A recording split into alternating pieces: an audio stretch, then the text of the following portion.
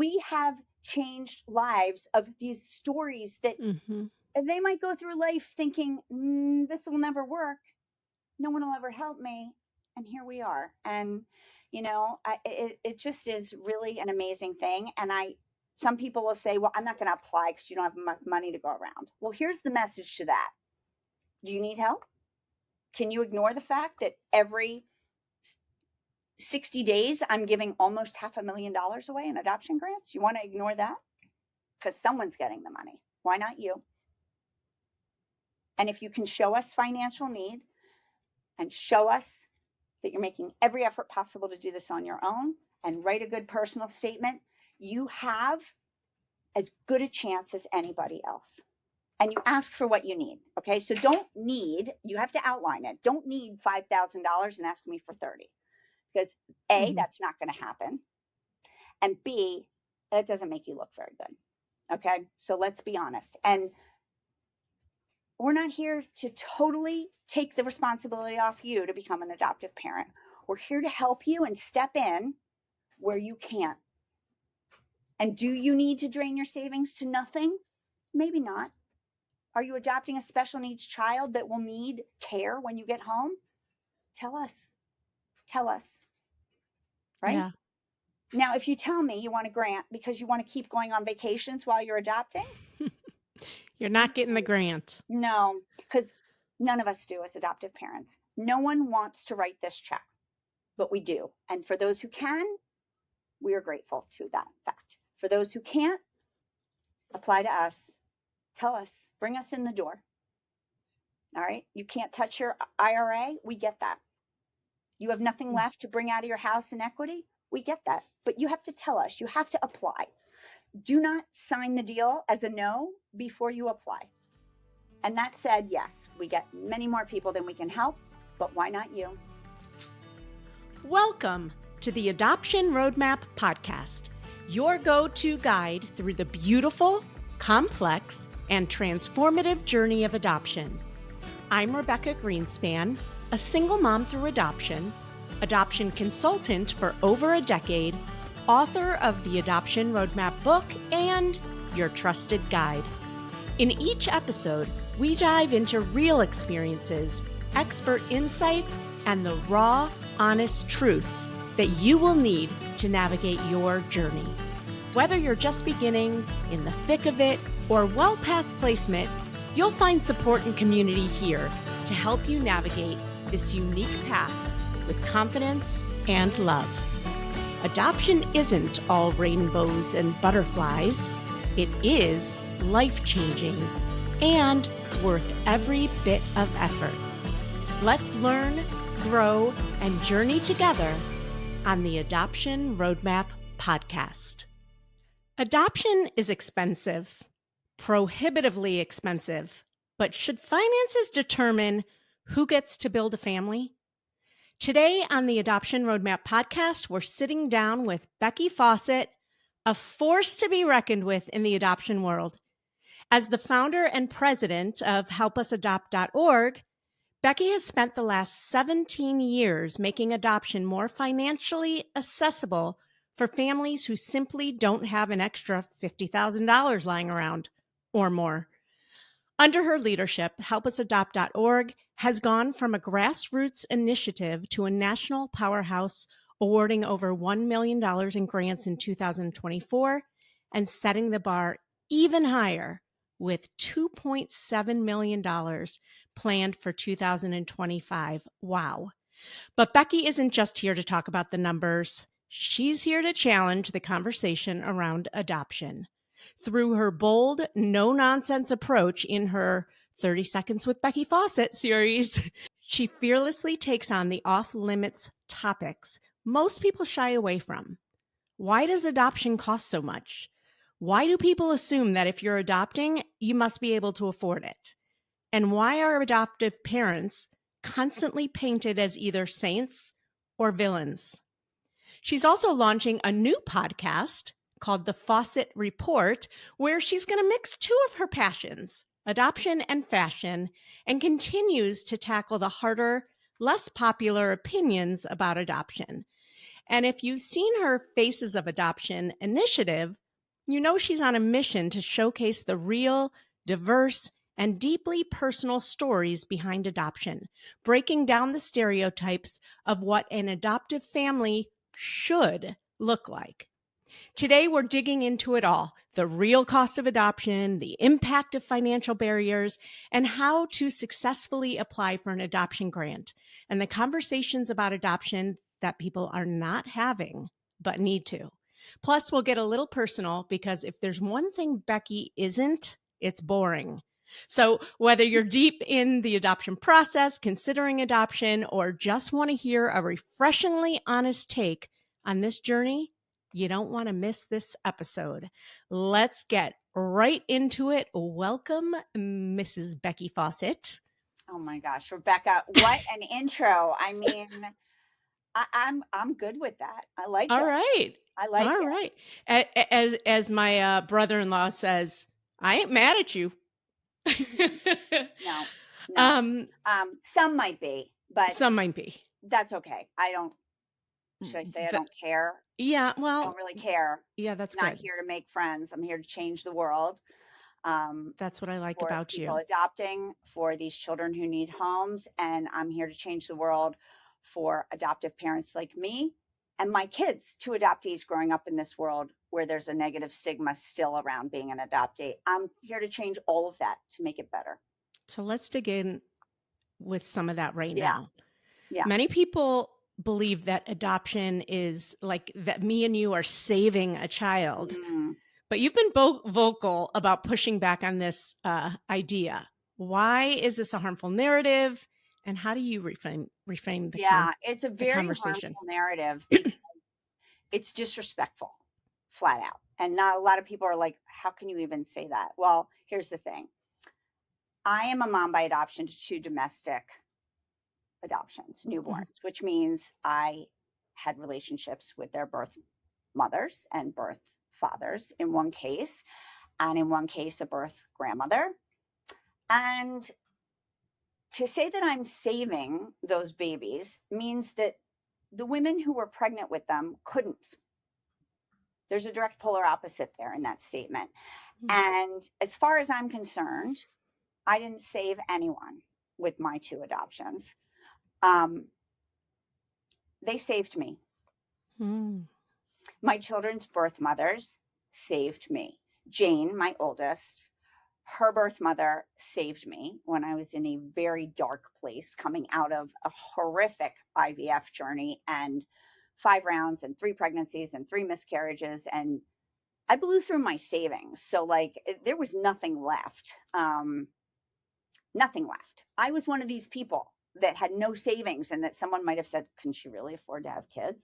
Mm. That's what someone was probably saying. And it's me, which we all know me now. Um, they saved me. And Jane being born saved me in a way that I tell her she will never understand. Mm. And their birth mothers made a plan. It wasn't that they didn't want to do this and they had obstacles. I was having this discussion last night at 9:30 with my youngest daughter out on the street about her birth mother, who is no longer with us. She is deceased. Mm. And I was talking about how, like, she made a plan. She loved you. She wanted to keep you. It wasn't in the cards. And so, because maybe she saved you, maybe that's fair. She found a better place for you to be at that moment. Okay. And that's really it. It's just the people, it's not good. Okay. And let's jump across the ocean to international adoption. And a lot of people use that term. I'm saving these children because they're orphans. So I guess technically, maybe I'll give you that. They're an orphan living in an orphanage. They're going to age out as teenagers to make space for the more babies coming in. So maybe, but it's disrespectful to them and their story because of what they lost in order to become an orphan as a teenager in an orphanage, aging out. Okay. Yeah. So this is it. Just get rid of the saving. Okay. And I do talk as a mom. I got saved. That's okay. That's okay. But we're not saving these kids, and it's disrespectful to their story. It really just is. So there's really no good way to say that you're saving a child. It's over. We need to move on. We need to erase that from the adoption wording and move on to something else. Do you think adoption is a good thing? Oh my God, I think adoption is a great thing if it's done properly. Okay. If it's done ethically, if and again, part of what we're going to get to later is part of the problem is that everybody speaks for everybody else and everybody assumes that everybody else has the same story as them when they come at ya. And, every adoption's different. I have two domestics, which should have been exactly the same. Vastly different stories. Vastly different stories, vastly different pieces. No two adoptions, and quite frankly, no two kids in a biological family have the same stories. Nobody does. So making the assumption that all adoptions are the same, all adoption professionals are the same, all orphanages are the same. No, nothing is the same. And but adoption is a really good thing. Ask my kids, ask their birth parents. We have open adoptions now. Oldest is 19, youngest is 15. Ask them. If it's done right, it's a great thing. I always tell my families you cannot compare apples to apples in adoption because there's no such thing. No. What I do know is that adoption is very expensive. Yeah. Often prohibitively so. Yeah. So how does HelpUsAdopt.org address financial inequities? Yeah. Well, the whole thing came to me because, everybody wants to think I have a very charmed life because they look at the facade and they just assume they know what they're talking about. And I guess I do have a very charmed life. However, not in the exact ways you would think. And, so many people over the years said, like the Fawcetts were able to afford adoption and then went back and started this foundation. Well, that sounds like I had buckets of money, doesn't it? Sounds like it. Sure sounds like it. Here's the deal. I spent every last penny of my life savings to get to Jane. And then I started Help Us Adopt with $20,000 because I did believe that I had to be in pain myself to get others to give me money to follow this dream. So I made a sacrifice, but I didn't have that because I was in the process of adopting my other daughter, Brooke, which that adoption went $23,000 more than what I thought it was going to be, which was a big, oh crap moment. And my grandmother died. So Brooke is my grandmother's legacy because she left me some money. And that's what did it. So did I get lucky there? Yeah. Was I going to do whatever it took to get Brooke home? Yeah. But that was my moment. I'm like, okay, so if this is hard for me, what are other people doing? And the answers weren't good. And that's where Help Us Adopt came into the picture. And then Help Us Adopt really came into the picture to be inclusive in a family mission statement. We are not religiously affiliated. I don't charge an adoption a fee to apply. We were giving the largest grants in the world when we came in 2007. And now at $30,000 for the largest grant, we're in this leadership role. And we have steadily climbed up as the adoption world has gotten worse with the pricing. And it has priced out a lot of families who would make for great parents. And there are way too many children who need to come home for anyone to ignore the fact that something's got to be done to make adoption more financially accessible for all. I love that you don't charge a fee to apply. I don't even know if there's any others that don't. So. Here's my deal too, for those listening. Like, if the fee, quite frankly, is $50 or $75, ask me how I know this. If you're making like under 100 or 150 or wherever you are in this scheme, right? That's your weekly grocery money. That's how my brain thinks. You need that. Let me raise the money elsewhere.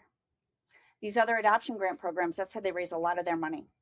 There are even some people out there who make you pay the fee to unlock their website only for a message to pop up to say, we're so sorry. At the time, we're not accepting applications because we have no money left. Wow. That takes a lot of chutzpah. That's a polite word to do that out there. HelpUsAdopt.org is pure help. Pure help. We're here. We're here to make things better. I got a message on Facebook this week of someone who was her social worker told her to apply to us, long story short. And she's very scared to apply to us because we ask financial questions. Now, if you've done a home study, which she has, I don't ask anything that your home study hasn't asked. Mm-hmm. But she was very nervous that if she showed what dire straits they're in with no savings, that she might get somehow reported and her adoption wouldn't happen. The fact that people are thinking this, that's my problem. That's my problem. I was on a Zoom when this message popped up on my phone, and I politely, I don't think anybody on the Zoom noticed, I wrote, take a deep breath. I'm coming back. You're fine. I'm on a call. You're fine. You're good. And I said to her, I didn't have any savings. It was gone. It was gone. It was gone. You're not alone. We give grants to people who have absolutely no savings. And she said, the savings we had went to the first portion of this adoption, and we can have a child. We can afford a child day to day. Right. But we can't afford the lump sum cost of adoption. And this is why we're here. You're not alone. No one's reporting you. Believe me, I've seen financial situations that are so bad. I don't understand how the home study company ethically gave a home study with the stamp of approval and took the $3,000 from these people in the first place. And no, we don't give grants to those families. But no one gets reported. We're a compassionate organization. We are here to help. HelpUsAdopt.org is one of the good guys. And these days the list of good guys in the adoption world is dwindling fast. Well, and you just alluded to, some questions about how people even get approved sometimes with the stories that you're seeing, which leads me to my question of what systemic changes do you think need to happen to make adoption more accessible or just in general? I mean, I know that's opening up a can of worms, but so good. And this is the deal. Since I came into this world, the gloves are off because you can't facilitate. I knew change needed to happen when I couldn't find an organization to go support my initial goal, because I'm a publicist, was to go find a grant organization, take them on as a pro bono client. I couldn't find one that I agreed with for many different reasons. And the primary one was the application fee. The other one was the whole religious association, which again, you can be as religious as you want. I don't care. But that is not a determining factor of whether you should or shouldn't adopt, in my opinion. I didn't like these small grants. I thought those were terrible. I didn't like, there was a list of stuff. I didn't like the lack of transparency. And most of all, I didn't like the non-equality stance. Everybody is a family. Everybody is a family. And just because you don't look like me or my husband in any way, that doesn't mean you're not a family. So I was very proud to make my changes from the beginning. And believe me, I got some nasty calls from other adoption grant programs telling me my board wants to meet with you and approve your work. Are you kidding? I ended those calls quick. I ticked people off the minute I came into the play. And that's when you know you're doing something that needs to be done. That's when you know that other people are not as comfortable with the crap they're doing out there. So the cost, number one. All day long, I keep saying to people who will listen, and maybe they are forced to listen and they don't really care, but why is this angry blonde seemingly one of the only people in the entire United States of America that thinks the cost is outrageous, that thinks people need to be able to afford adoption? for the child welfare aspect of it all. Not to mention, we already talked about being disrespectful. Let's be respectful of what people earn. Let's be respectful of how they've built their family and the education levels they have and the houses they live in and where they live in our country. Why can't we be respectful of those families for who they are and help them get to the end? I seem to be the only one shouting these words. It's okay. I don't mind being the only one because I'm not scared of that. I also think the process sucks, and I am going to use that term.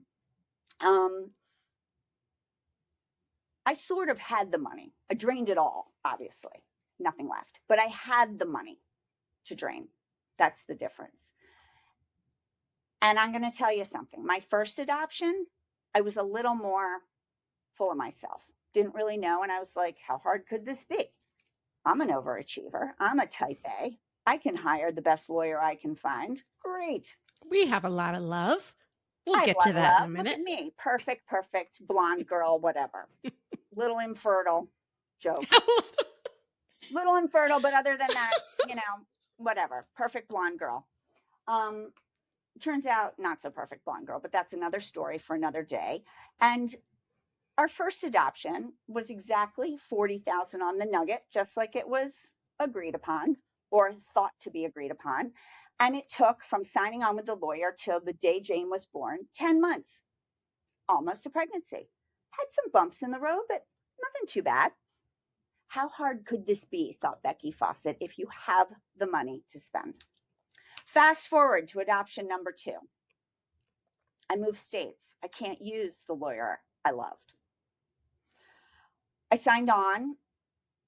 I'm not outing, a different adoption professional in a different state, because New York State is a problem. If anybody's listening, New York City is a problem. Not a great state to adopt from.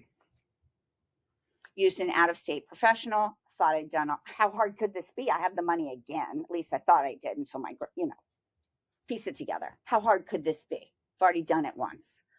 Well, the perfect little blonde girl got my ass handed to me on a platter. Well, everybody now understand my 2.5 years and $63,000.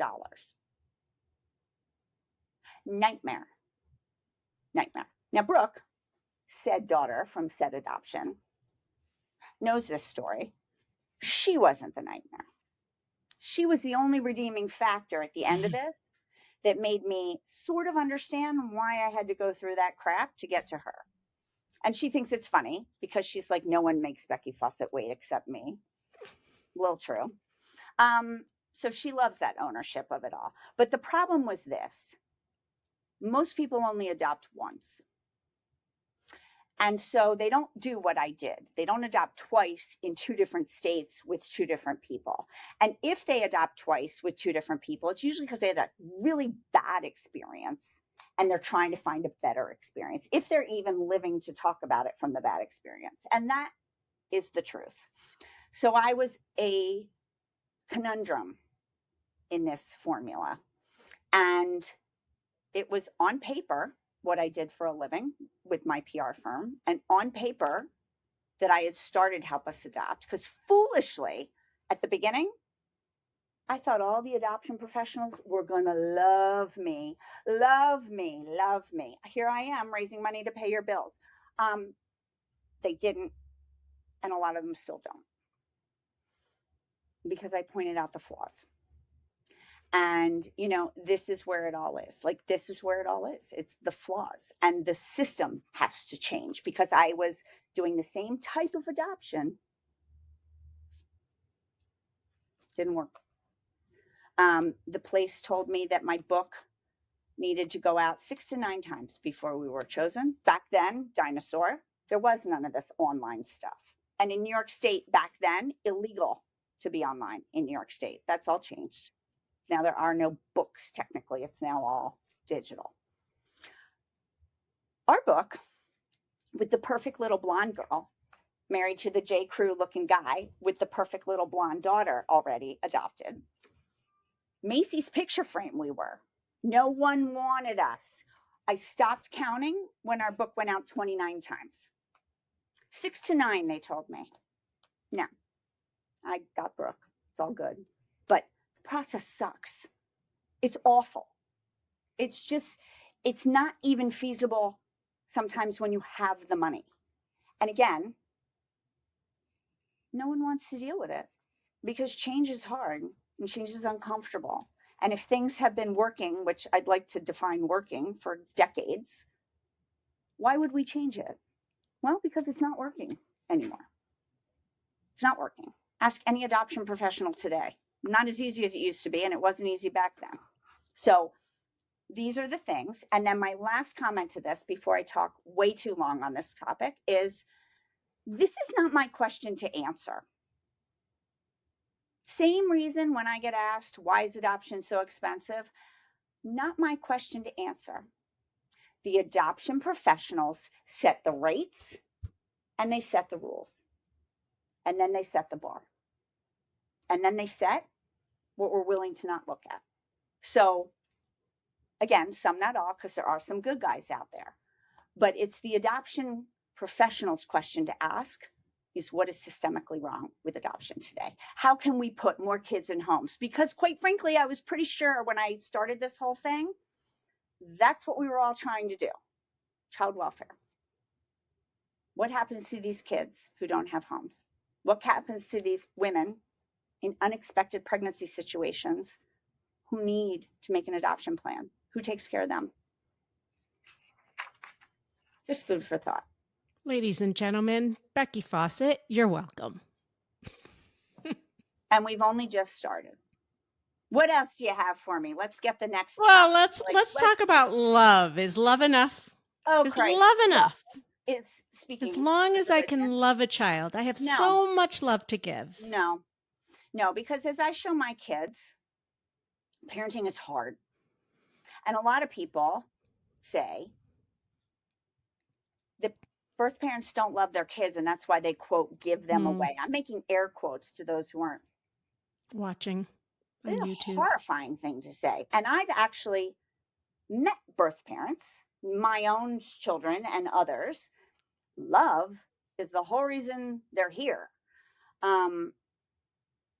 They want more for this child. The love factor is stop saying that, and it's not enough, and they know that, and that's why they're looking at adoption. Okay, so I show my kids how hard it is to go to work as a working mom, right? How hard it is to be the caretaker with a full-time job, how hard it is to do all this stuff. But the number one reason with adoption that love is not enough is this. Are we, whether it's society, adoption professionals, birth parents, adoptive parents, families of adoptive people, like my family, right? Who's not, they didn't adopt Jane and Brooke, but I'm part of a bigger family. Are you acknowledging the child's story? Whatever that might be. And again, every adoptee has a different story. Are you adopting the fact that they're acknowledging the fact that they are adopted? Mm-hmm. They don't come home and that disappears, just like me, always infertile. Just because I became a mom doesn't mean I get to erase that piece of my history, right? Erase that pain of my history. I am always infertile. An addict will tell you that even in recovery, they are always an addict. And when people tell me that you are, I say my kids are adopted because they are, and they will be forever. And people love, ready? Come at me, people. Come at me. We're adopted. We're adopted. It's not that my kids were adopted. Now, if I'm talking about the exact court hearing where the judge hit the gavel, yeah, that's the moment when they were adopted.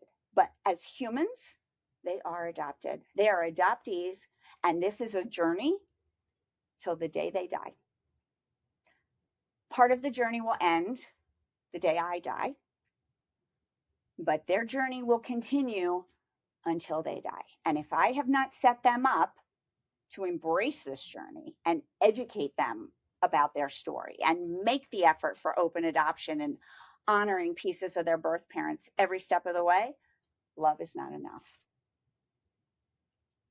Thank you for that. And I want to go back to something you said from the last question. And I was going to say I disagree with it, but I think at the time that you adopted, I would have agreed with it, which is that nowadays, if you come back and adopt for a second time, even if you loved your agencies, it might look totally different and it might not be the right place for you today because maybe their numbers have gone way down and they're not doing as much as they used to do. So that piece has changed a little bit when But you and I adopted. I'm going to tell you why I don't like that answer. Mm, And you know okay. I love you. So okay. No, go for The it. reason That's why I we're don't like here. that answer is this. Number one, the world changes, period. So as professionals, don't even tell me that some company, maybe an accounting firm, things change. Tax laws change. Their business model might change. And from year to year to year, they have to accommodate for that change with their clients. People who make profit have to accommodate for this. But the adoption world seems to always have, in my opinion, an excuse as to why they don't have to evolve. And I'm going to give you a perfect example. If I hear one more time from a domestic adoption place, lawyer or agency, fair game, telling a family the reason it's taking you so long to place is because there's a shortage of birth mothers. No, that's not it. That's not it. Now, over the years, has being a single woman keeping the child with an unexpected pregnancy become more acceptable? Yes. Has an interracial child become more acceptable for you to be in an yes. So there are some pieces along the way that may have changed, but that was decades ago. Okay. The piece that I hate right now, and what I tell people who call me panicking, there's a shortage of nope, nope. There are more people adopting domestically because China closed, Russia closed before that years ago, and Ukraine closed because of the war. That is why it's harder to adopt domestically. And the sad part is that most adoption professionals don't want to spend the money to advertise themselves enough to compensate for that change. They don't want to change the way they do business. All they want to do is blame others and make these poor people wait longer, which costs more money. Your home study expires, your physicals expire. Ask me how I know. Your fingerprint clearance expires. It is a lie that there's a shortage of birth mothers. We write grant checks all day long for babies coming home. Sorry, hate to break it to you. There's probably double the amount of people adopting domestically, although I don't know that for sure because no one wants to do that kind of research. But based on the numbers that were coming out of China and based on the numbers that were coming out of Ukraine and Ethiopia, add that in, they're coming here. So The numbers it's common sense. yeah, the numbers of adoptions domestically have decreased over the years for sure. And where I was going before was that when you and I adopted, agencies were placing, 50 to 100 and something placements a year, where now 20 to 30 might be a So can lot. I ask you a question? Yeah, please. Every And news yeah, story. I challenge me said all we day weren't going long. to talk about the media. Okay. Every news story. Uh-huh. So if you go and Google, why are adoption numbers down? And go back in articles for maybe, I don't know, 5 years, 10 years. Because you and I adopted a long time ago. Mhm. What did adoption cost back then? Technically speaking, a lot 40 to less. 45. Yeah. So if you go, because I'm a publicist, so I do these things, Right. and I raise money to pay adoption bills. So I'm always curious, why are adoption numbers down? I have read every single article out there. I have watched every single news story about this. Unless I'm involved in the story, cost is never mentioned. The rising cost of adoption is never mentioned. I see applicants who their adoption net total is more than their gross pay as a household. Forget their net pay. It's more than their gross pay. Tell me how that's going to work. Tell me how that is people paying attention to families who want to adopt, to make it possible. Because at the end of the day, we all care about the kids coming home. Help me understand that. But the fact is, there's still always way more families who want to adopt versus the moms who are placing. And that's what I'm talking about. That is Those numbers true. have gone down. That is true. Yeah, But not, you never but yes, saw wait money times has, like this. oh, Never, yeah, ever. I the mean, and cost has, now I'm hearing of professionals, and guess what? I hear these things. I hear these things. I hear of adoption professionals who are now making their adoptive families who don't know any better because they've never done this before.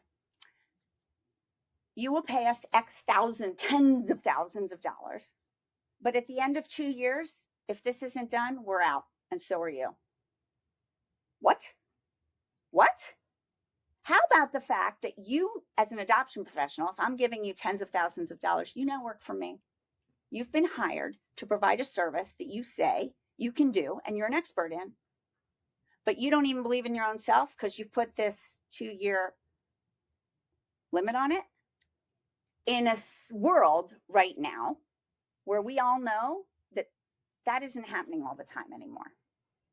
Didn't even happen for Becky Fawcett back in 2000 and end of 2006. Brooke came home end of 2009.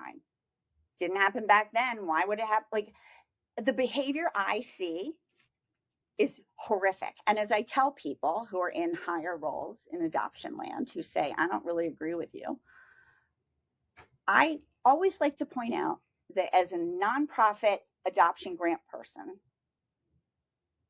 I'm in different trenches than anybody is. I'm getting these applications, getting over 1,000 a year, to be a rough number. I'm in different trenches than you. And until you listen to what I see, it's not going to change. And they don't want to listen to me because it's bad. It's bad. It's bad. But if you only focus on the few people you're serving as clients who can afford you or somehow figure out to make it work, then you are blind to what is going on as an adoption professional. And this is where I stir the pot and people don't like me. And quite frankly, prove me wrong is what I say all the time. I'll apologize. anything else that drives you crazy in the adoption world? That Bring it on. Bring it on. adoptees can actually be happy with their lives and successful and not hate their adoptive parents and not hate being adopted and understand that they can have both relationships and flourish. Understand that their birth parents can come into their adoptive home and their parents, adoptive parents, will support these people coming into their home, supports their kids. So Brooke, my youngest, has to write a poem. It's due tomorrow. This is what we were talking about on the street last night, 9:30, when we were walking our dogs in New York City. And she's struggling with it because a week ago, when she was saying, I have to write a poem that's about love and pain and emotion. And there was more to it. I'm not in ninth grade, so forgive me for paraphrasing. And she's like, I could write about Lou, who's our dog, who she loves. But that seems weird because she's a dog.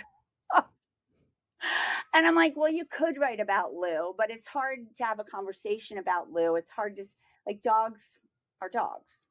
We all love our dogs. But what else you got, Brooke? Like, let's really do something good. And she goes, well, I don't know. And I go, what about Kelly? Kelly's your birth mother who died when Brooke was 8. And Brooke looked at me and goes, I didn't think of it. And guess who thinks of it? Her unthreatened mom by adoption. And before you tell me that, of course, you're unthreatened because she died, please know that I'm angry. She died. I'm angry. She made very bad choices after she placed Brooke with us. I'm angry for my daughter. I'm angry that I sought out birth mothers who weren't making bad choices at the time because I wanted the lifetime of an open adoption. So there's a lot to unpack in our house over this. And we talked about it on the street. She goes, I'm going to do it. And she goes, but I'm worried it's not going to be good enough. I go, oh, who are you kidding? If you write about half a decent poem about your birth mother, me, you, and the fact that she died, I pretty much think you're getting an A plus. So just keep going. But do something with this poem that makes people think about why you wrote it and makes people think that's why you have to include me. Because some people might think that you wrote this poem behind my back without me knowing about it and that you don't want me to see this poem because that's how typical adoption land works. Tell them I not only suggested it, I encouraged you to do it. My oldest daughter, along the same lines, yeah, go ahead. There's a lot of loud voices now that speak up against adoption. What do you have to say to those people? Before we go on, I'm going to take a quick break, but don't go anywhere. We have so much more to cover. Shopping for the right hair and skincare products can be tough, especially for multicultural or transracial families. That's exactly why Kate Shanahan created Sweet Peachtree Marketplace. When Kate and her husband adopted their daughter, she realized that caring for her melanin-rich skin and beautiful curls was essential to raising a confident girl. And as a cancer survivor herself, chemical-free ingredients were a must. She wanted one place with safe, natural products for her whole family, plus education and resources for families like hers. Now you can find it all at Sweet Peachtree Marketplace. Just visit sweetpeachtree.com, and because you're a listener of the Adoption Roadmap podcast, if you use code ROADMAP10, you'll get 10% off your first order. sweetpeachtree.com with the code ROADMAP10 for 10% off your first order.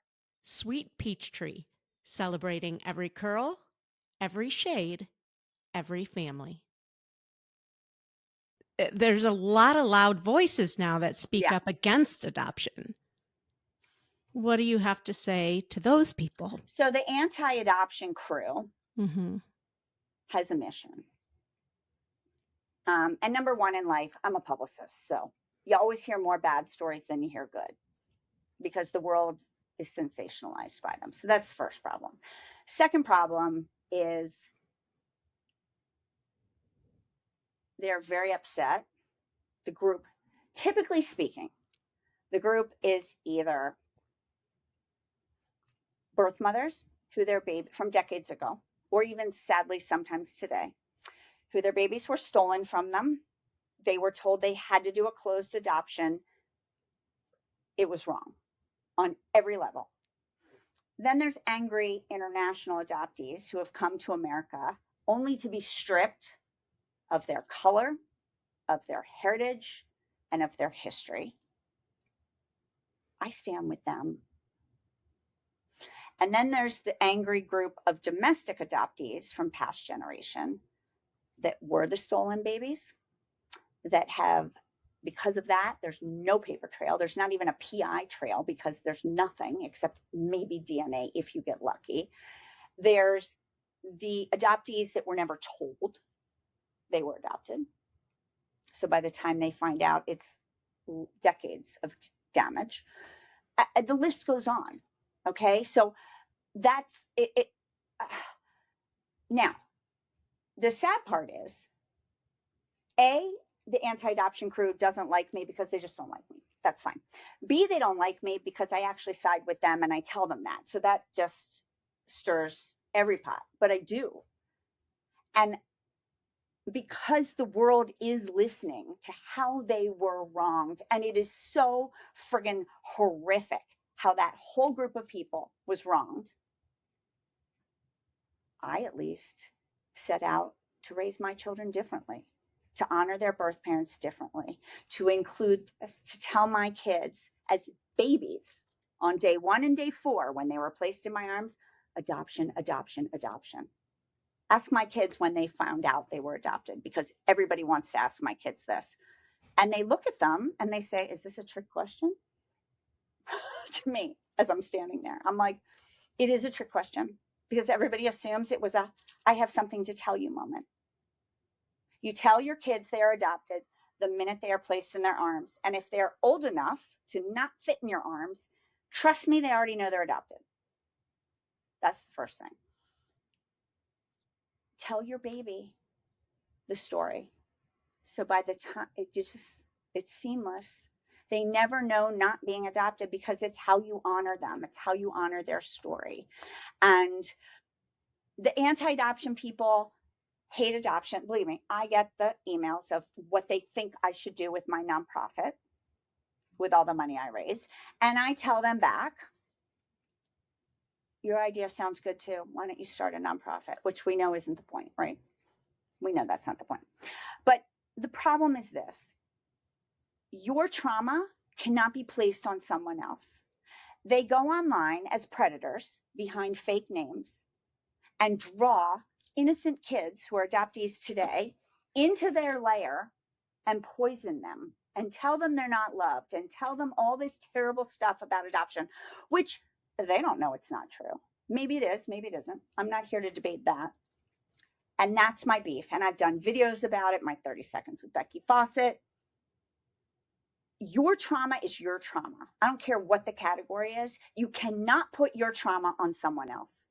End of story. And if you're angry, hello, you use your anger for good. You use your anger to make change. You don't just sit here and attack everybody else. Because when you just attack everybody else without doing something to make it better, your message gets lost. And then they go online to try to sway lovely families who want to adopt, that it's the worst thing they could ever do. And I don't like that, because now what happens to these kids who don't come home? And I do want,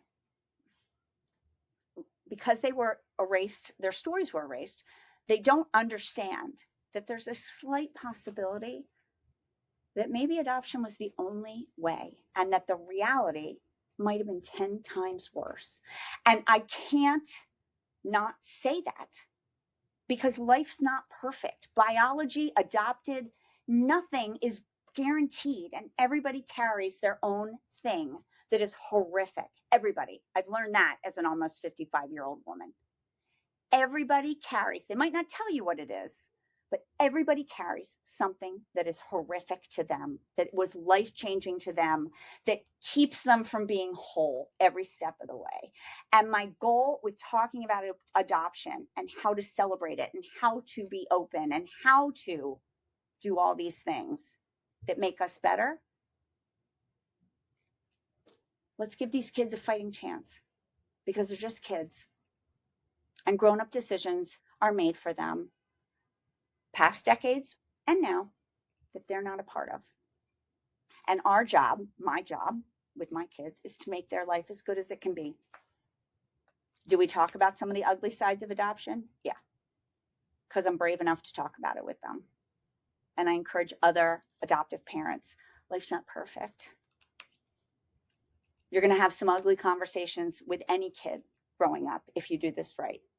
Because guess what? If they come to you to have the ugly conversation, you're doing a great job. They trust you. Amen. Amen. And you're committing to those conversations if you choose adoption, by the way. And if you're not committing, don't adopt. And not every adoption professional says that up front. There's not enough training on what is it like to adopt a child outside of your race. Can you handle that? Do you live in a part of the country where that might work? Will your kid feel good at school? All these things. These are things to consider. Can you handle? And a lot can and a lot can't. But where I really have seen trouble over the years when people reach out to me or I hear, they never thought for a minute that adopting outside of their race might not be easy. And adoption is not easy, period. But adopting outside of your race presents a different level too. There's different layers there. And to pretend that that child's heritage or that child's color or whatever the case may be doesn't exist is dishonoring the child. And they're going to feel it. And that's not going to work well. Yep. Yep. I always tell people, if you don't tell your child their story, they're going to grow up and hate you. And Well, then you'll this have, is it. I mean, This is it. And the sad part is, like, I still to this day have people tell me, I haven't told my kid yet. I'm like, well, Christ, if I know, this is terrible. We're not even close. You know, here's the deal. If you think that you cannot tell a child that they are adopted, you should not be adopting. And I that's going to piss some people off too. But here's the deal. In today's day and age, with sure. social media and DNA, you will lose because they'll do it without you. Okay. They'll do it without you. And then you lose and you will not be able to repair that. And the other thing is, you've set your kid up for failure. I always told people early on, because they said, I can't believe you tell your kids their birth parents' names at such an early age. And I go, I'm not stupid. First name only, people. But I also, when I only do first name only when they were little, I would tell them, if you're going to go searching or want to meet them, I'm the one who's going to help you do it, pay for the plane ticket, and get you there. Come to me when you're ready. I'll check in here and there. You'll tell me if you're ready or not. You don't want them doing this stuff alone. That's it. And you want to honor their story, honor their coming into it all. And everybody says, this is it. Well, Becky Fawcett, you've made this, you're so comfortable with this. So your kids, of course, were fine. No. My oldest didn't want to meet her birth mother. I've been in touch the whole 15 years until she turned 15. And then all of a sudden she did. I kept checking in because her birth mother wanted to meet her sooner. But Jane drives the bus, and we're all on board with Jane drives the bus. Brooke drives the bus. 15. So Jane came in. Now, knowing what I now know, would I have suggested it and forced it a little earlier? Maybe. But it really is important to let your children, adopted or not, come into themselves in their own time and always offer the support along the way. Brooke, unfortunately, she never got to meet her birth mother. Yeah, that's hard. That's I struggled with that. That let him drive, because we both have open adoptions with our children and their families. And I really struggled with, do I let him drive the bus and lead the way, or do I force it earlier? And I chose the opposite. I chose to force it earlier because I didn't think he would until much later, if ever. And I was too nervous about that. And I knew how important it would be. And it did end up being a really good thing. I think I bring that up because there's no you have to know your children. You have to know, the relationships and all of that. And that's one of the difficult parts that could be in open adoption. What other? Well, there's two things here. Number one, go ahead. I think I looked the other way either. I was constantly checking in, saying, oh, I got off the phone with Victoria. She sent me this picture, or, oh, I did this. And you sure you want to see it? Write her an email? You want to write her an email? You want to get on the phone?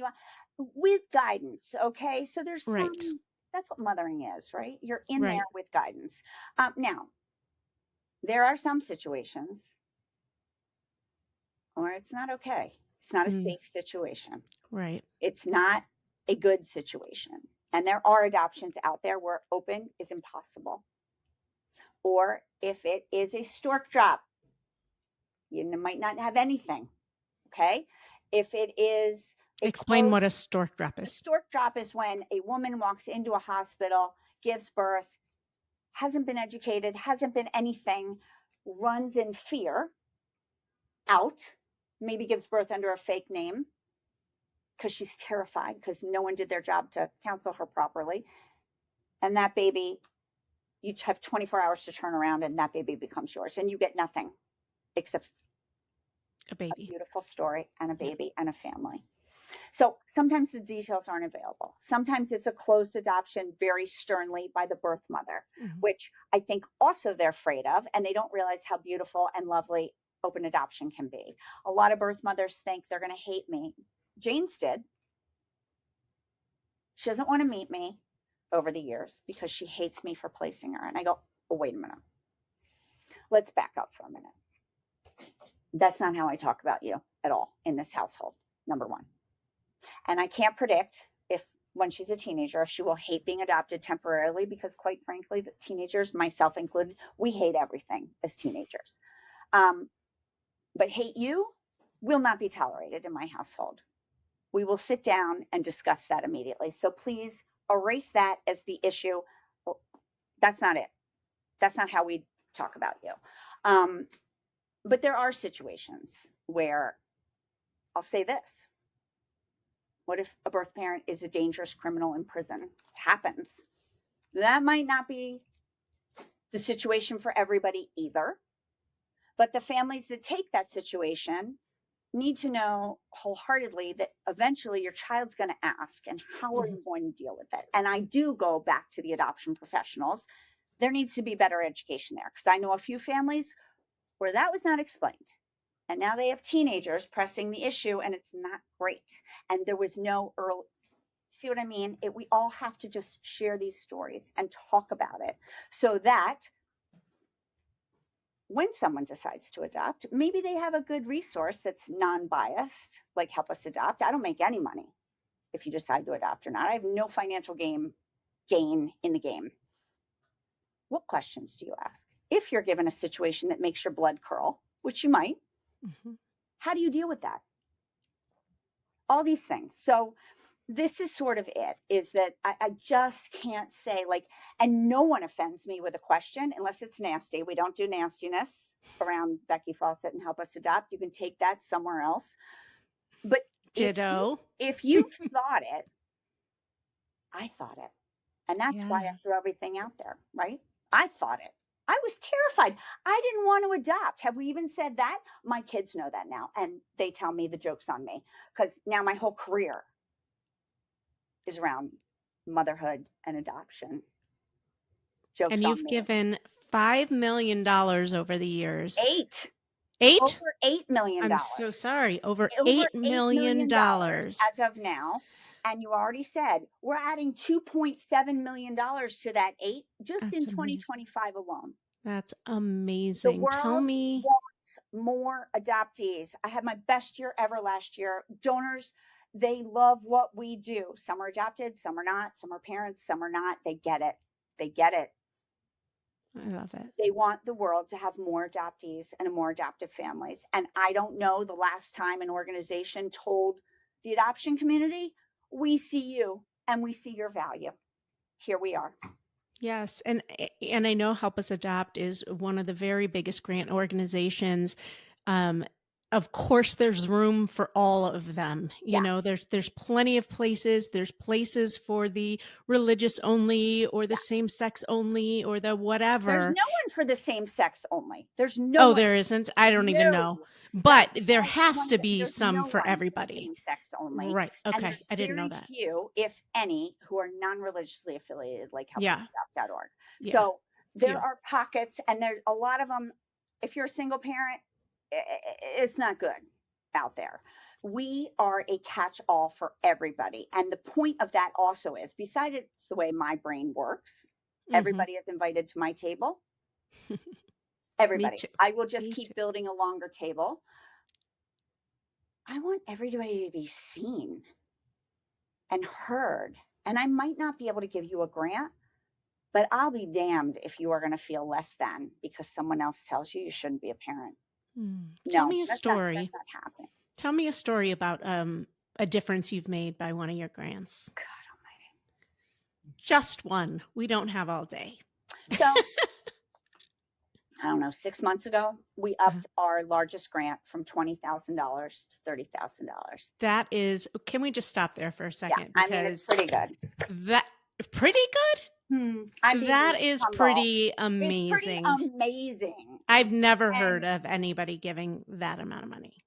with one grant. Okay. Amazing. So our Okay. mission here, while the parents or parent think we're helping them, which we are, our mission here at Help Us Adopt and why our donors love us is our goal is to take a family who is not going to get to the end of the finish line, no matter what they are doing. Okay. They just can't get there. And so that our grant money enables them. It's a finish line grant. We come in at the end. We give it to you in the middle, but you can't use it till the end. We'll get to that later. We're going to get to that later. And if you're listening to this and you want to pull up HelpUsAdopt.org, that's where you'll find us. Our money helps complete the adoption and bring a kid home who might not have come home without it. There are people out there. I was one of them. I got to the finish line technically on my own. It was ugly. And the second time I did it with help.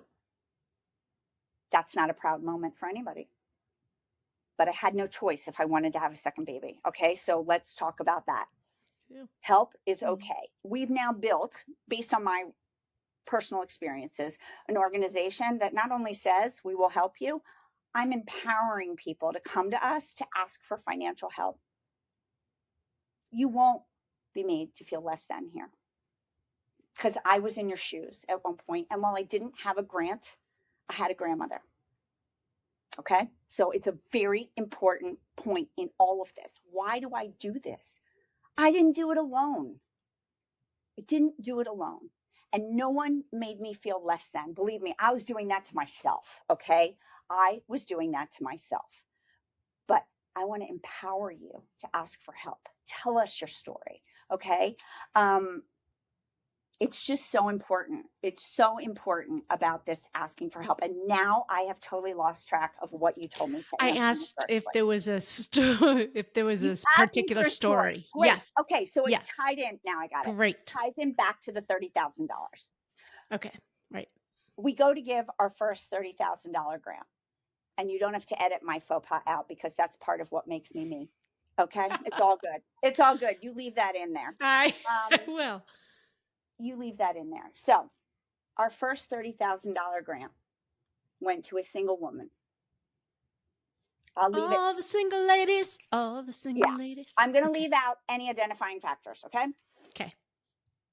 She wanted to be a mother so badly that she gave up her living situation to move back in with her parents and her grandparents in a multi-generational home, which quite frankly, maybe jokes aside, I think we all should be doing this. This is a lovely concept. Okay. The older I get, the more. So she did this to save money.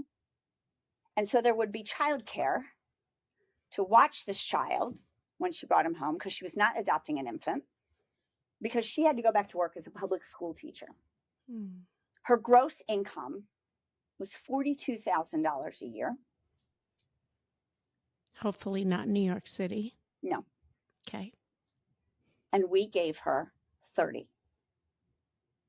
Wow. Almost a full year's salary. Almost a full year's salary. Why does that feel good? Why does that feel good? Besides the obvious. Because here's the deal. I get up every day and lead a team and a board and a group of donors who I have told, you're never going to regret in these situations being too kind or too generous. That's what we do. We relieve you.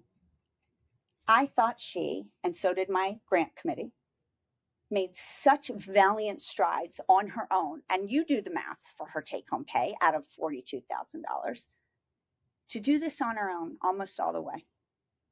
And we took that stress away from her and gave her more than she asked for. Okay. We hadn't advertised the grant yet. And that's why that situation came up, because we don't always do that. So before anybody gets too excited, we don't always do that. You should ask for what you need. And we'll get to that later. But we gave her 30 and we believed in her. We believed in her foresight to build this home, this multi-generational home where that child will be loved. That child will be celebrated. She as a mother will be loved and celebrated and supported while she goes out to keep that job. She said, I don't get to make the calls anymore. Aaron gets to make the calls. It's one of the pieces I miss as this builds up and I don't get to do everything anymore. She said on the phone and then in a thank you to us, no one in my life has ever believed in me this way except a group of strangers. Wow. And that, my friends, is why I go to work every day. Mm. If you don't feel good doing that kind of work, Goosies. you're not on my team. You're not on my board. You're not a donor. This is what we do. And when people say, because I know you're going to say it, Rebecca, you have changed everybody's life. They have changed mine. They've changed mine. The grant That's why we recipients do think what I'm we do. crazy when I start crying when I meet them and when I tell them I love them, because I do. Jane will also say, gee, Mom, for 853 babies, you're looking pretty thin these days. This is it. And I'm not Jewish, but you know this because your I name's am. Rebecca and you're Jewish. Rebecca's Hebrew meaning means mother to many. Actually, I did not know that. Wow. Who And look knew? at us. Who knew? Someone told me that along the way. A rabbi told me that along the way. Now, you can imagine when he told me that I fell into a chair and burst into tears. So there's that. But this is it. Like, I have 8,000 more stories like this. How about cancer survivors? Well, let's take Childhood it. cancer survivors. Like, we have changed lives of these stories that they might go through life thinking, this will never work. No one will ever help me. And here we are. And, it just is really an amazing thing. And some people will say, well, I'm not going to apply because you don't have enough money to go around. Well, here's the message to that. Do you need help? Can you ignore the fact that every 60 days I'm giving almost $500,000 away in adoption grants? You want to ignore that? Because someone's getting the money. Why not you? And if you can show us financial need and show us that you're making every effort possible to do this on your own and write a good personal statement, you have as good a chance as anybody else. And you ask for what you need. Okay. So you have to outline it. Don't need $5,000 and ask me for 30, because A, that's not going to happen. And B, that doesn't make you look very good. Okay. So let's be honest. And we're not here to totally take the responsibility off you to become an adoptive parent. We're here to help you and step in where you can't. And do you need to drain your savings to nothing? Maybe not. Are you adopting a special needs child that will need care when you get home? Tell us. Tell us. Right? Yeah. Now, if you tell me you want a grant because you want to keep going on vacations while you're adopting, You're not getting the grant. no, because none of us do as adoptive parents. No one wants to write this check, but we do. And for those who can, we are grateful to that fact. For those who can't, apply to us. Tell us. Bring us in the door. All right. You can't touch your IRA. We get that. You have nothing left to bring out of your house in equity. We get that. But you have to tell us. You have to apply. Do not sign the deal as a no before you apply. And that said, yes, we get many more people than we can help, but why not you? I love it. Becky, that's amazing. And I love your passion for it. And I think everybody who works in adoption has this strong passion for what they do. And I love that you get the privilege, as I do, to help so many families. You started a project called Faces of Adoption. I think that's what it's called, Faces of Adoption. What is it, and why did you start it? What are you hoping to do with Faces of Adoption? So it started, And you have really cool sweatshirts. That's new, but this whole project started years ago. We did fundraising events like everybody does. Okay. At the beginning, we just did them fine. Then as we grew, we started to get pictures sent to us of the kids that we helped bring home and the families that we helped build. And we went into a new space in New York City that was a great room, but a difficult room because it had these damn pillars that were 4-sided pillars in the middle of the room. Okay, so I had to put tables on the outside of the pillars. I had to put tables on the inside of the pillars, and I had to put a stage in the middle. It was challenging, but it was the only place that we could afford that would hold as many people as we needed because we were young. And I do watch budgets. I don't spend money like a lunatic. So I said, what if we took these pictures and made blow up posters with our logo on it and put them on all four sides of the pillar? So instead, if your table's stuck or your seat is stuck behind a pillar, instead of looking at a pillar and being mad, you're looking at the face of a cute family or a cute kid that we helped bring home, and you can't be as mad as you really could have been. So we try it. I get to set up. The events people had put the posters up. And I look around. It was probably year, I don't know, 7. Now I'm going into year 18. Maybe it was earlier, but I look around and I go, oh, look at all these beautiful faces of adoption. And that was it. The next year, that's what our event was called, Faces of Adoption New York. And then it was Faces of Adoption Philadelphia. And then I realized that that was interchangeable. So if I'm ever in other cities, it's Faces of Adoption, whoever. Not that we will be, but the door's open. And we are national. I mean, events being in other cities. We help adoptions and grants and applicants in every state. So that's it. And then I trademarked it. And then the next step after the trademark was a page on our website that was a storytelling platform. And the reason, like everything else I do, is different. Maybe it came from somewhere else, but it's different the way I do it, is that it was inclusive. Anybody could submit their story. Again, we tell the truth. Okay, so if you go on this page on our website, not every story that is told is beautiful, but they're not nasty. Okay, so this is it. We acknowledge the hard part about adoption, and we want those truths to come out so that those birth mothers, adoptive parents, if they adopt whatever, or adoptees, they feel heard. And it's their story. It's when it gets nasty and finger pointing and slanderous that we don't publish those stories, in case anybody's getting any big ideas. And I always tell people, they're like, I have freedom of speech. I'm like, yeah, but not on my page, not on my website. Take your freedom of speech elsewhere. Okay. So we share the truth, and it's everybody. We even have allies. Like there's a woman on there whose godchild is adopted. She's not what you would think is a face of adoption. And my goal with this back then with the storytelling platform is to show the depth, right?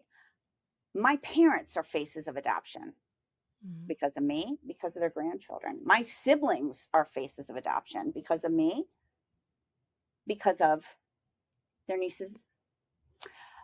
Their best friends are faces of adoption because their friend is adopted. Get it? We're going somewhere here. Fast forward. All of a sudden I decide, and this was in response to angry, nasty anti-adoption people. I'm like, okay, I do want to validate their stories because I get it. And I'm not going to sit here all day and long. This is another reason I make them mad. You go free wild. I can't change your life. I can't change your story. And if you're that toxic, that's yours to own, not mine. I'm going to flood the world with positive stories and videos. And I'm going to make this t-shirt, sweatshirt, that I pay for. I'm not even asking you, Rebecca, if you want to do one, to pay for the sweatshirt. But what you have to do for me, and you'll get an instruction sheet in it, you got to give me a video. And here's, generally speaking, what the video needs to say. Feel free to ad lib. Done. I'm in. And that's it. It's not a professional statement, so you can't promote your business. You can only say, I'm a mom by adoption, and why you like the work of Help Us Adopt. So if you really hate what we do, you shouldn't even be taking a sweatshirt from me anyway, because you don't want to wear it. There's that. And that's what we're doing. And it's slow because I do this in my spare time, and yeah, and I got to pay for the sweatshirts. So the sweatshirts go out, and until the videos come back, I don't place another order. We've got a wait list of people who want to do this. It's terrific. If you're listening and you want to do this, find me on social media, Becky Snyder Fawcett, find Help Us Adopt, send us a message. It will get to me. We're small. And that's it. Speaking of social media, Becky Fawcett. Yeah. I love that. You have now coined your 30 seconds with Becky Fawcett. And I have to tell you, when you first started, this is total. I'm going to tell you, when you first started it, which wasn't too long ago, I don't think. It was, I think it was right as we were coming out of COVID. Oh, really? Okay. Then I don't know if that's when I first saw it, but I was like, 30 seconds, that doesn't really roll off your tongue. I don't get it. And then, sometimes it's longer and sometimes it's a little shorter. As my husband's business people, which I'm amazed they follow me and I love that. He goes to a conference and this one guy's like, I want to know how many pairs of sunglasses she actually has. Because I'm always wearing sunglasses in them. And they all look huge. The same. Yep. They all look the same. So there's that. And he goes, and she does realize she's never 30 seconds. And it's like, she's aware. But she's it's usually a minute. Now, if I have to talk about something horrific, you're going to have 4 minutes of me. Four 30 seconds. But I have to tell you, Becky, it is brilliant. It is now something I look for and I love, even though it was like, what's 30 seconds? Yeah. And then, I'm like, okay, she is a PR person. Up and down and around the bend, but I'm the person that has to have a different color on my nails every single week. Oh no. So Wicked. yes, see, it's all about the brand and you've got it. The glasses, the blah, blah, blah. Anyways, I love the 30 seconds with Becky Fawcett. And one of the things I love about it is because of what you've shown here. You don't hold back. What's one opinion, or maybe there's more, that you've shared that has gotten really strong reactions, both either positive or negative? I mean, the negative is more fun, but either one. So there's a lot. And you already have listened to this podcast this far, and you're like, Jesus, everything she says is a nightmare. No, not a nightmare. And I'm being tongue in cheek, but like I know I say everything that no one wants to talk about because I don't. What do you come at me? What are you going to do? It's my voice. It's my platform. And again, I'm not being slanderous. I'm talking about the intricacies that aren't okay, that other people, anti-adoption people, have told you is not okay. And you're still not listening to them, right? They don't like when I support them back that way. Maybe they wouldn't be so angry if the world had listened to them earlier. Did we ever stop to think about that? No. I think one of the main things that I get all the time is referring to myself as an adoptive mother. Now, hear me out before you say, what everybody wants to say is, you're just a mom. Fine. Please know also that when I refer to myself as an adoptive mother or a mom by adoption, I do not walk into my children's classroom and say, hi, I'm Becky Fawcett, Jane's mom by adoption. That's not how this works, okay? So on that platform, you're right, I'm Jane's mom. And if her birth mother was here, she would say, Becky's Jane's mom. I'm her birth mother, okay? They're two separate things. Now, the reason I talk about myself as I'm a mom by adoption or things like this is because, number one, I'm proud of it. I'm very proud of it.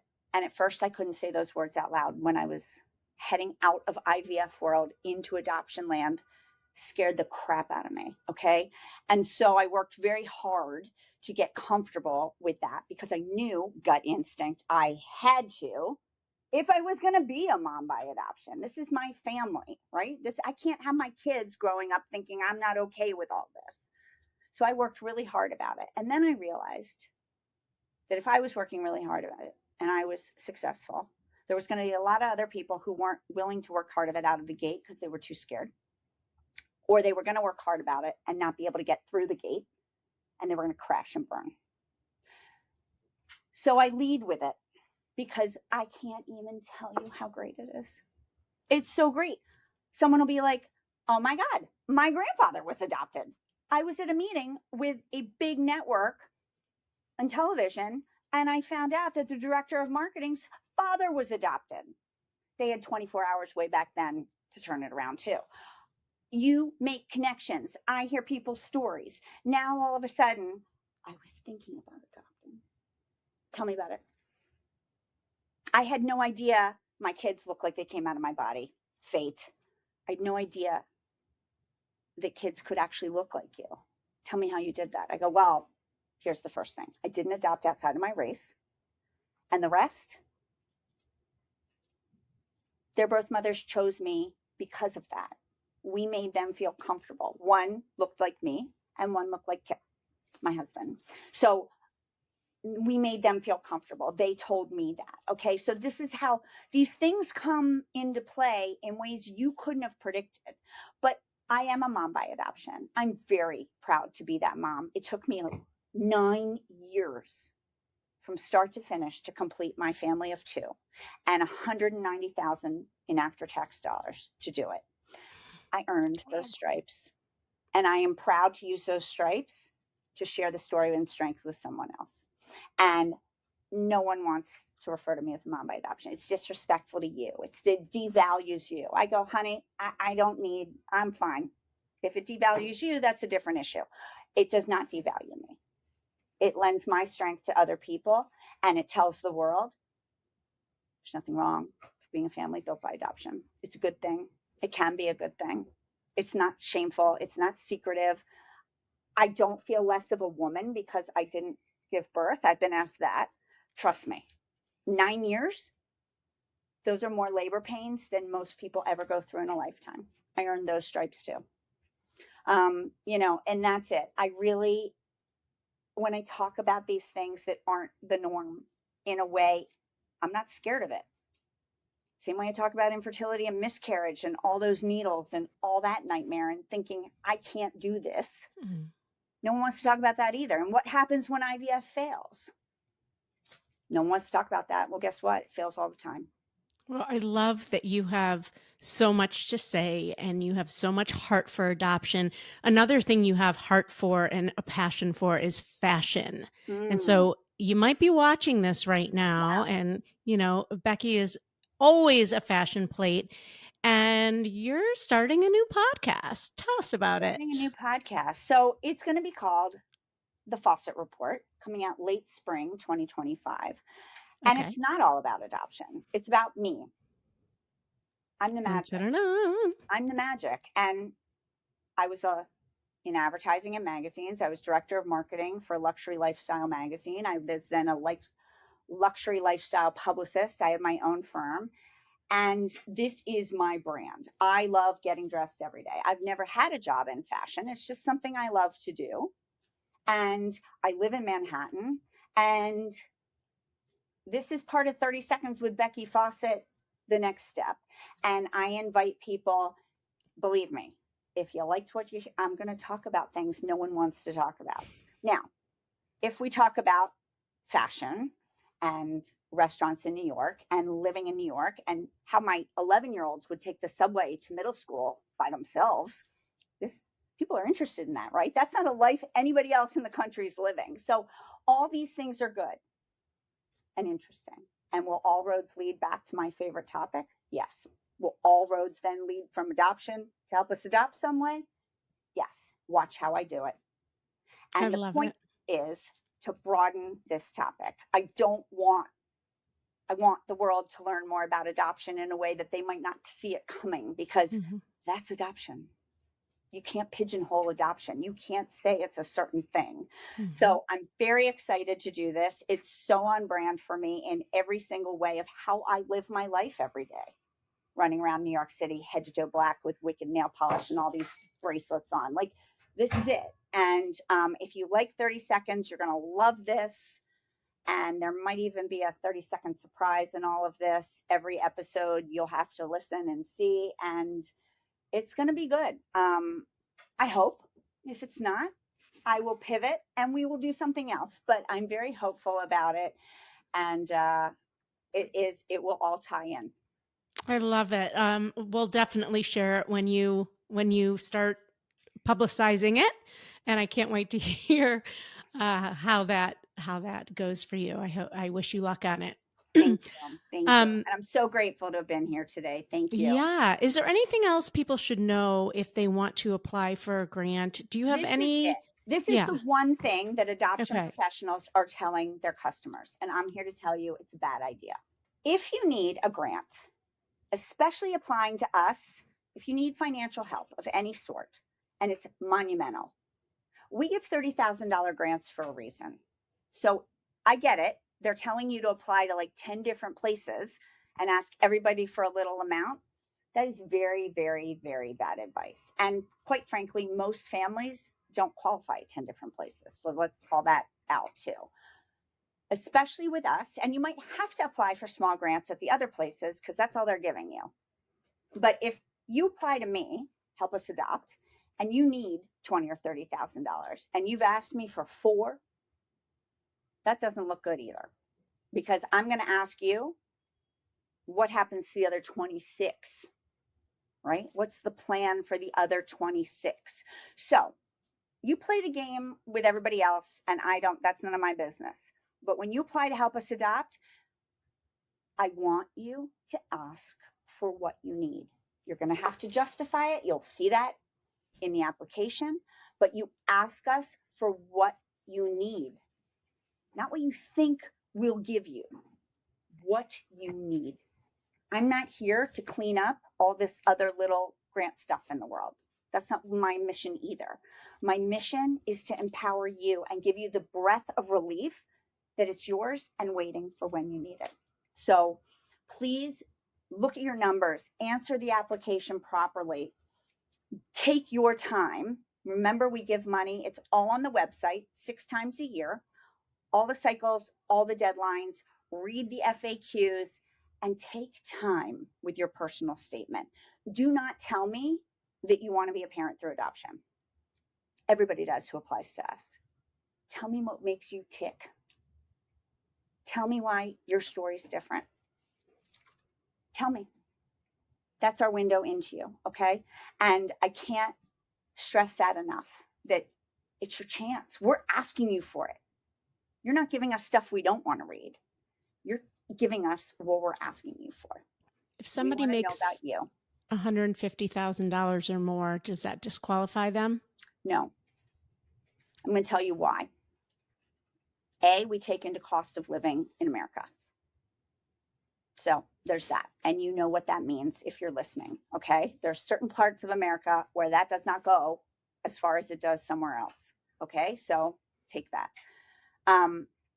There are people who might have made that and applied to us a year ago, and we didn't help you, okay? Because you could do it on your own. Wasn't going to be pretty, and I apologize for that, but you could do it on your own. And then fast forward 6 months, and you had a debilitating failed adoption that you lost $35,000 in. And now we got a different story. And I'm terrified, and so sorry that that happened to you. But apply again. It happens. I've watched it. Someone get a grant when that happens. And again, it's not my dream list. Believe me, I don't want this to happen to you. But the reason you shouldn't apply is if you can write the check pretty easily. Again, you don't have to like it. I didn't like it, but I had it. And that's the difference. If you think you need financial help, honestly, then you probably do. If you're struggling, you probably do. If you don't know how that next payment is coming, apply. And that's it. And I don't put rules and regulations on this, Rebecca, because here's the deal. I trust you to do the right thing. So how's that for guilt? I think that human beings are innately great. I do. And that's what I go to sleep with every night and what I get up with every morning. So if you really truly think you have a case, apply. Now, if you make over 200, I'm going to tell you, cost of living or not, is probably not happening for you. Our sweet spot right now, I have to date this in case someone hears this podcast, is February 2025. Maybe she'll put this in March 2025. We give grants from $40,000 and up to maybe $150,000, depending again on everything. And $40,000 most of the time is a single parent in the middle of the country, and I'm always amazed at how much they save on their own. So there's that. There's no judgment. Your story is unique to you. There's my 2 cents. Thank you so much, Becky. This was filled with golden nuggets today. And before I let you go, I have a couple rapid fires for you. Ready? Great. I'm good. Give a shout out to one person or organization other than your own that has influenced your adoption journey or the work you're doing in adoption. I don't know that there's one. Okay, I'll let you I'm have going to two. give it to Victoria and Kelly. I dedicated Help Us Adopt to my children's birth mothers because they changed my life. Everybody thinks I changed theirs, but that's how it works.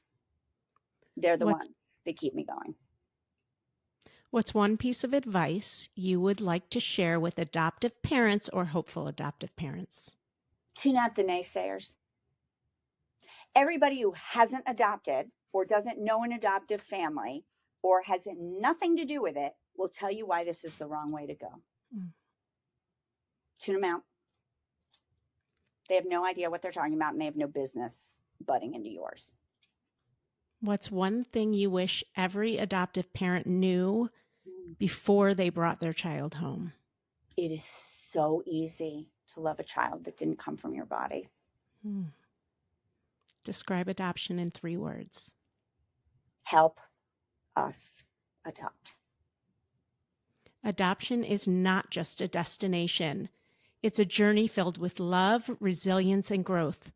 Wherever you are on this roadmap, trust in your path. Stay open to learning and always lead with your heart. You already have everything you need to create a beautiful story for your family. And when the road takes unexpected detours, I'm here to help you navigate every turn along the adoption roadmap. Thank you so much, Becky. Thank you. Bye. Well, I hope you enjoyed that episode of the Adoption Roadmap podcast. If you did, I have a few favors to ask of you. First, please hit subscribe so you never miss an episode. And while you're at it, I'd love to hear your takeaways. Please write a review and let me know what you liked. And if you have a question or a suggestion on what you'd like to hear, I'd love to hear that too. Please shoot me an email at support@rgadoptionconsulting.com and let me know what you'd like to hear about. And if you have a question, I may just answer it online. Thanks again for listening. Tune in every Wednesday and Friday morning for a brand new episode of the Adoption Roadmap podcast. Until next time, bye-bye.